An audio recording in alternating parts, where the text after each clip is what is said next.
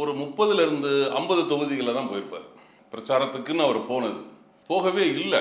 அதுக்கு பல காரணங்கள் அவங்க சொல்கிறாங்க. இவங்க வந்து எங்களை போக விடலை, எங்களுக்கு வந்து பாதுகாப்பு இல்லை, அரசாங்கம் எங்களை அப்போது உள்ள அரசாங்கம் எங்களை தடுத்துச்சு, போய் திரும்ப வந்துட்டாரு அப்படின்லாம் சொன்னாங்க. இப்போ சென்னையிலே ஒரு இடத்துக்கு போயிட்டு அவர் திரும்ப வந்துட்டாருன்னு சொல்கிறாங்க.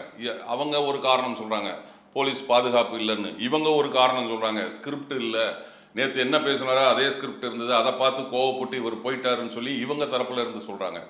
ஆக மொத்தம் பார்த்தீங்கன்னா வேட்பாளரை மக்களுக்கு தெரியாது, மக்களுக்கு வேட்பாளரை தெரியாது.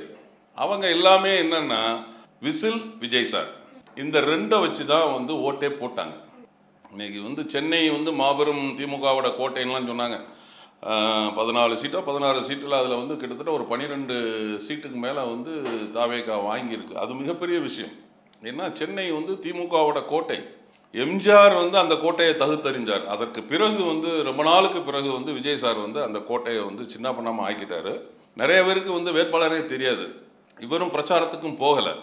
அப்போ மக்கள் என்ன நினைச்சாங்க, ஒரு மாற்றம் வேணும்னு நினச்சிருக்கிறாங்க.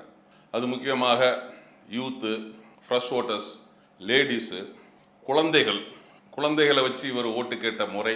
ஆச்சி மசாலா, எந்த சமையலும் ருசி தேடும் ரகசியம், 20 ரூபாய்.